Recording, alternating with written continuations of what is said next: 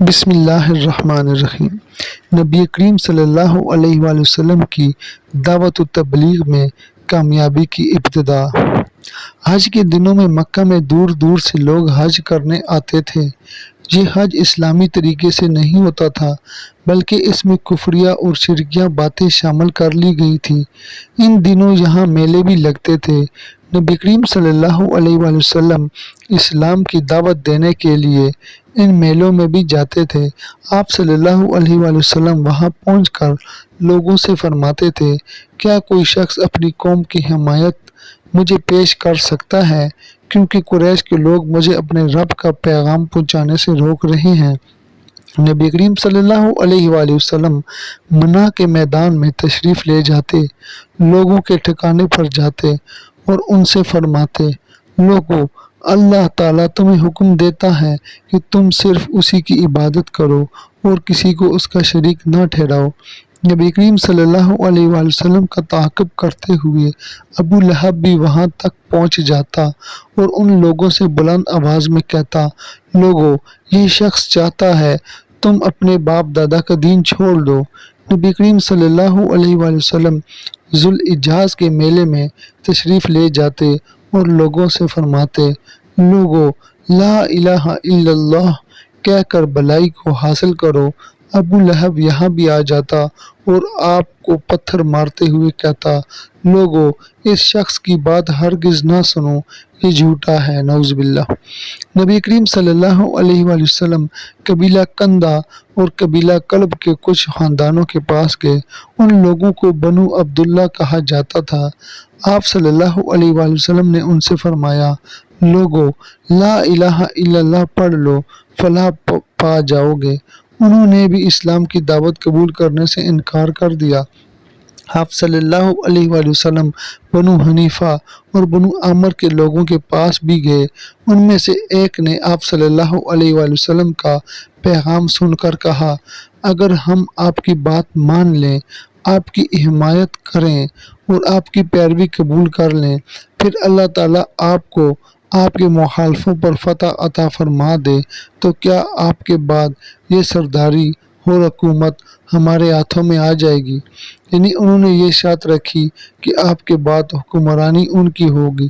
جواب میں آپ صلی اللہ علیہ وآلہ وسلم نے ارشاد فرمایا، سرداری اور حکومت اللہ کے ہاتھ میں ہے، وہ جسے چاہتا ہے سونپ دیتا ہے۔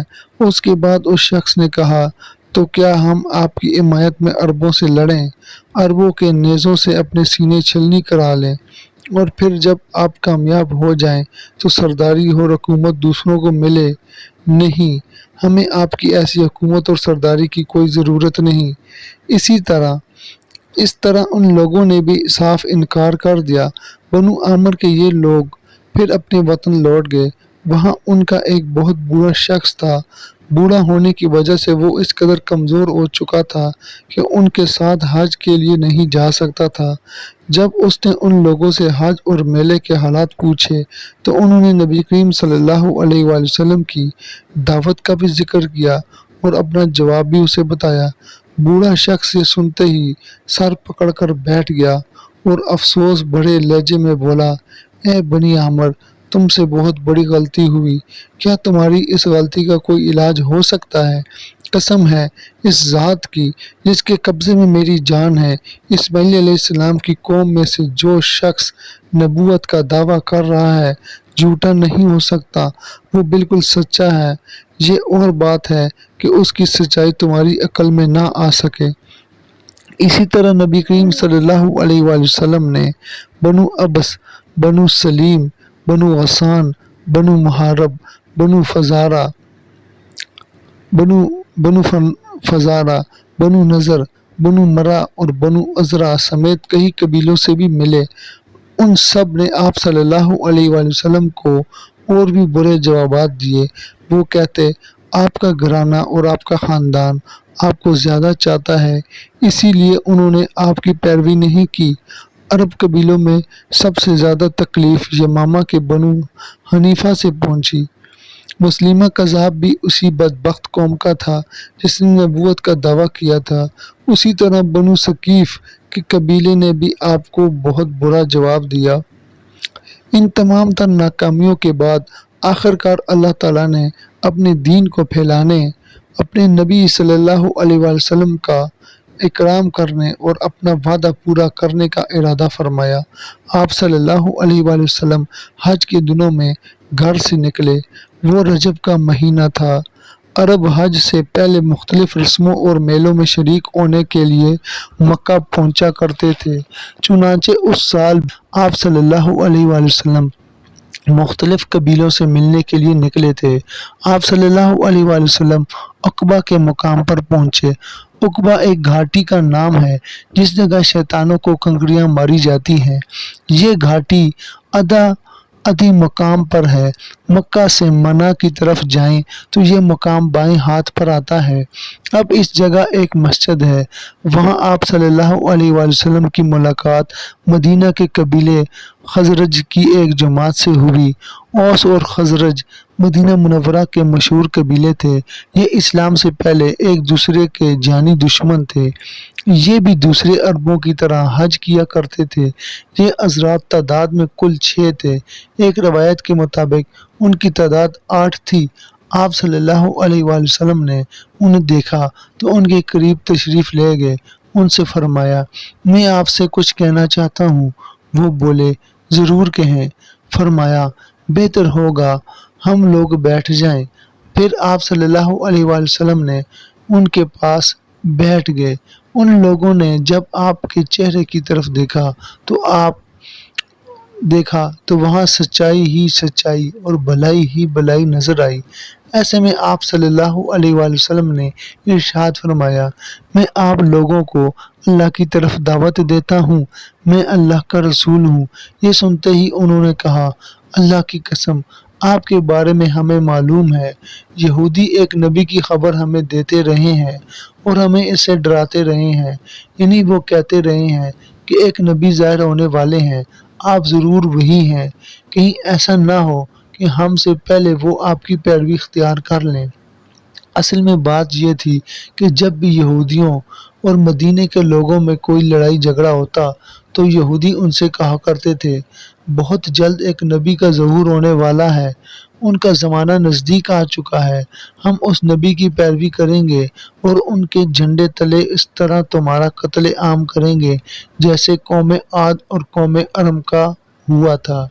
ان کا مطلب یہ تھا کہ ہم تمہیں نیست و نابود کر دیں گے۔ اسی بنیاد پر مدینے کے لوگوں کو آپ صلی اللہ علیہ وآلہ وسلم کے ظہور کے بارے میں معلوم ہوا تھا اور اسی بنیاد پر انہوں نے فوراً آپ صلی اللہ علیہ وآلہ وسلم کی بات مان لی، آپ صلی اللہ علیہ وآلہ وسلم کی تصدیق کی اور مسلمان ہو گئے۔ پے در پے ناکامیوں کے بعد یہ بہت زبردست کامیابی تھی اور پھر یہ کامیابی تاریخی اعتبار سے بھی بہت بڑی ثابت ہوئی۔ اس بیعت نے تاریخ کے دہارے کو موڑ کر رکھ دیا، گویا اللہ تعالیٰ نے ان کے ذریعے ایک زبردست خیر کا ارادہ فرمایا تھا۔ اسلام قبول کرتے ہی انہوں نے عرض کیا، ہم اپنی قوم اوس اور خزرج کو اس حالت میں چھوڑ کر آئے ہیں کہ ان کے درمیان زبردست جنگ جاری ہے، اس لیے اگر اللہ تعالیٰ آپ کے ذریعے ان سب کو ایک کر دے تو یہ بہت ہی اچھی بات ہوگی۔ اوس اور خزرج دونوں سگے بھائیوں کی اولاد تھے، پھر ان میں دشمنی ہو گئی، لڑائیوں نے اس قدر طول کھینچا کہ 120 سال تک وہ نسل در نسل لڑتے رہے، قتل پر قتل ہوئے۔ اس وقت انہوں نے اپنی دشمنی کی طرف اشارہ کیا تھا، لہذا انہوں نے کہا، ہم اوس اور اپنے قبیلے کے دوسرے لوگوں کو بھی اسلام کی دعوت دیں گے، ہو سکتا ہے اللہ تعالیٰ آپ کے نام پر انہیں ایک کر دے۔ اگر آپ کی وجہ سے وہ ایک ہو گئے، ان کا کلمہ ایک ہو گیا، تو پھر آپ سے زیادہ قابل عزت اور عزیز کون ہوگا؟